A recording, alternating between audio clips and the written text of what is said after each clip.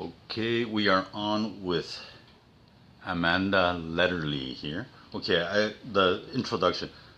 I first met Amanda in the cafe, and then I got Amanda's Instagram account, which is Create Being. And I observed Amanda's work, and I thought, wow, I initially thought that you were a fashion designer.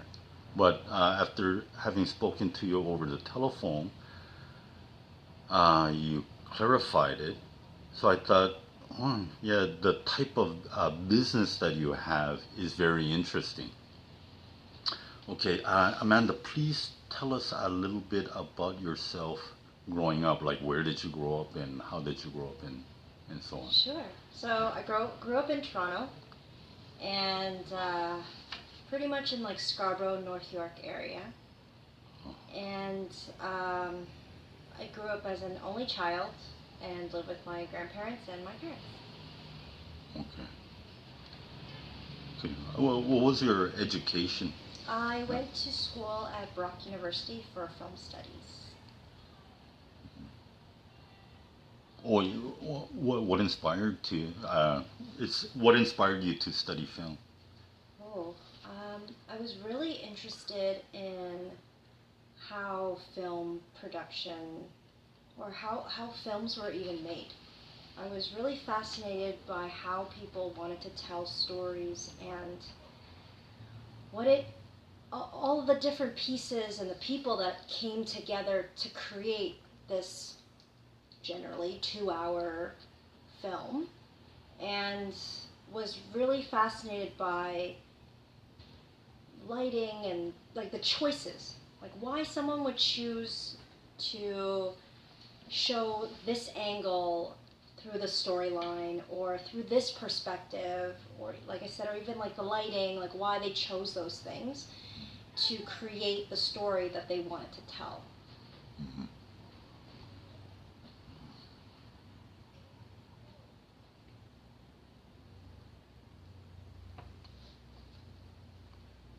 Okay, yeah. Please tell us a little bit about your business. Yeah. Yeah, because I made a mistake in the beginning. I thought you were a fashion designer. That's right, Yeah. yeah. Which I can totally see why that would be. So a little bit about my business is that, so it's called Create Being.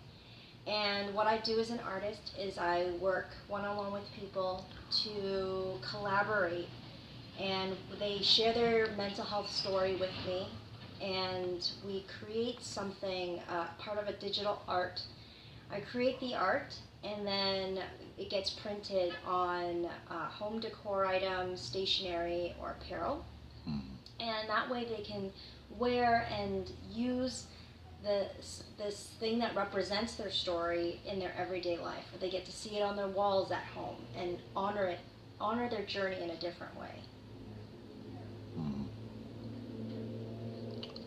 And you brought some samples to show how like These are my pieces. Okay. And yes, so just to give an example of the type of things that we can create, that is more apparel and stationery. So something like a pencil case with this design, a sweater or a zipper pouch. What's really neat about this is that for these items, this is also done in Montreal, so it's Canadian made. So Canadian design and Canadian made. And the leather that you see here is vegan leather, and it's lined with denim, and it's hand sewn with the machine. So real people also made this. Same with this tote bag. This tote bag I use all the time, and again, vegan leather is used here. What I love about these notebooks is that you can change the cover and the back of them, so that could be customized, as well as the inside. And then you get to choose if you want line, dot, graph, or blank sheets. So you really can make it your own, and it really feels really lovely and soft. And you may have seen of this Yes, print. I saw that on Instagram. Cool, yeah, and it's really wonderful because, like as I said, I came up with these ideas, and to have people really connect with this message is really powerful, because not only is it my work, but it's also work that I'm doing for myself, trying to claim this, trying to accept it. And it's really amazing to know that other people are also feeling the same way. And I think that's what makes Create Being as a community I'm so energized by it, by the work, because it's not just for me, it's also for everyone to see. Okay, so I think I would like you to clarify more on the work. Okay, say if a customer comes in to you, what are the steps? I want the audience to get an understanding of the work that you produce for your customers. Say a client comes in, her name is Cindy. Like, what would you do? What steps would you take to create the products for her? Yeah. So most likely it's face to face. I mean, I could do video chat or phone. That's fine too. But the most important thing is for Cindy to know that this is a comfortable space, and it's really important that, first of all, none of it is like publicized or shared, because it's their own story, and we will co-create it together. So they can share. Cindy can share what they would like to focus on. Doesn't need to be a whole life thing. It could just be one piece. And even if it's let's say it's the mental health experience, it could be something within that too. So it can be anything, really. Okay. And so from that piece, when we look at the scenario, we can really dissect what Cindy wants from this. So it really comes down to the individual. Now, so let's break it down. What is the story? Was there a particular time within the story? Was there something that you learned? Was there something that you see changed your life? Things of these thoughts and moments that really shifted the person. That might be something that I would focus on, because it really is so person to person. And I'm coming from a place that Cindy has no idea what they want. Right? So in that way, we dissect, we get clear on what Cindy wants in the story to come alive. And maybe it's in the way that Cindy describes the experience. And I will visualize an imagery of what that could look like, and that might be the idea that we begin with. So for example, I had a client that shared that the gratitude was in the shadows, that the experience of their depression and their anxieties were, there were no places in life. It didn't make sense. And through the experience, they were able to see something that tied together. So what I made for this person was I recognized that they were really interested in aesthetics. They were really interested in something binding. So I came up with the concept of a braid. So, when that was just the visual representation of, through the conversation, what I received from it. And that's why it's so individual, because it's what is shared and then what comes up. And if it works for the individual, then we've got a piece that we work together on. Okay. Yeah, I just want to point out to the audience that after speaking with you over the telephone, I thought, I think your business, not model, the way you do things is very special. creating, like, your company name is Create Being, and it is actually that with each individual customer that comes in to receive your services, you are essentially tailoring or creating an individualized style with their life journey or story. I think it's very fascinating. And another thing that I wanted to ask you about is you kept on mentioning mental health. So please explain why you have been focusing on the mental health of, of, of individuals. Yes. So, firstly, thank you for that recognition. Yeah. It's and I so I'm glad you asked that, because for me, this really started because I went through my own personal experience with mental health, and I was diagnosed with depression and anxiety, and I took a year off and realized that where I was seeing my life, where it was not where I wanted it to go. And I wanted to be able to express myself. I wanted to feel like I was part of the mental health community, because that's where I saw myself now. And so I decided to make this something that we can all do together. You don't have to have had an experience to be a part of this, because you're honoring who you are ultimately. And I think that we don't always get to do that, and when we do, it might not even be with another person. And I think what I recognize is one of the important things is community, and being with people and hearing different perspectives, and just like in storytelling or in film, seeing the different angles and how someone sees something may not have been something you would have realized, or could have even been a reality for you. And what a shared experience to be able to come together and share that with each other.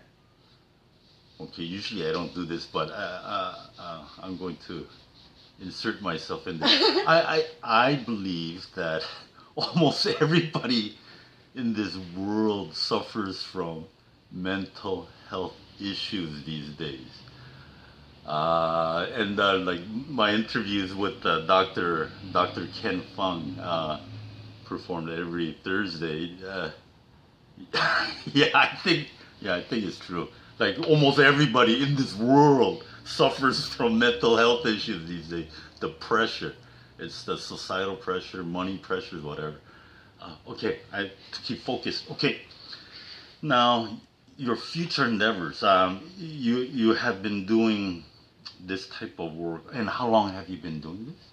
Almost a year now. Okay. So, what are your next projects? What do you see yourself doing or progressing into in the present and in the future? Thanks. So I do this with my partner and husband, David, and so we do it together.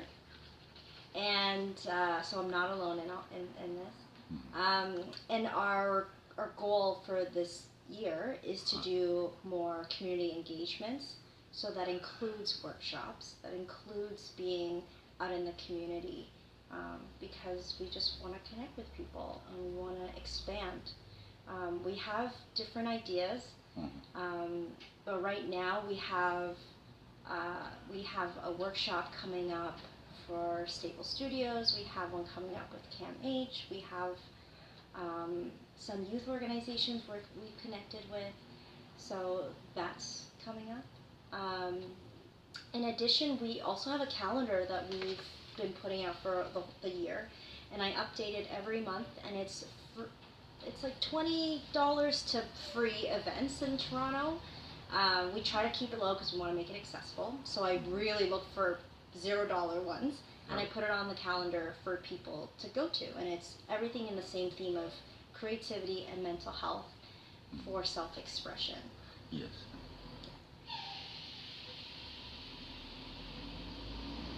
Well, my brain just jammed up. Okay. trying to think what else I mean, we will likely be doing more markets and art shows, but really our focus has been on creating workshops for engagement. Oh yes, the workshops. Okay, in the workshops you will be teaching people how to create things. Guiding. Uh-huh. We'll be facilitating. Yes. Yeah, we'll be facilitating. So what I have a feeling you're wondering what that looks like. Yes. Is that where yes, you're at? Okay, I yes, can see yes. it in your eyes. That's So the main goal for everything that we do is creative expression. And and I always think that everyone is creative, whether they think they are or not. Because I always think that if you have problem solved, you're creative. Yes. Yes. Mhm. So I want other people to recognize that they can be creative, especially when they don't think they are creative. Yes. Yeah. And because I think that can launch a different perspective. They might see things a little differently, they might recognize themselves differently, because when you recognize your creativity, you really see possibilities. Yes. Okay. The final question, and during our telephone conversation, you hesitated, but do you have any advice to young entrepreneurs out there? What advice would you have for them? Good question. I've thought about this. Yeah. And I realized in my first year of being an entrepreneur that anyone can quit their job and say that they are going to be one. It's sticking through it that will make it different. And in fact, it will be very difficult. Let me rephrase. It can be very difficult. And so my number one advice is your mindset. Because even if you're doing it with a partner, you still go through the imposter syndrome, the negative thoughts, I question even it now. And let me ask you, the imposter, what do you mean by imposter syndrome? it's the little voice inside that says that you can't do something. What you think that you can help people, you think that you can create things. It's that voice inside that doesn't think that you can do it. Okay. And changing your mindset or listening and recognizing that it exists and then shifting and reframing that thought will be very powerful. And that takes work. I think that when we change our mindset to be more of a cheerleader, like a personal cheerleader, that's when things can really shift for an individual. And it's a work in progress. I'm still doing it. It's not something that you receive and you're like good to go. Like a lot of things. It's always a process. Okay, so the final question is, excuse me, do you see any issues that exist in our local environment or this world that you want to talk about, or any advice or reaching out that you want to do to this world? Yeah. No. I think that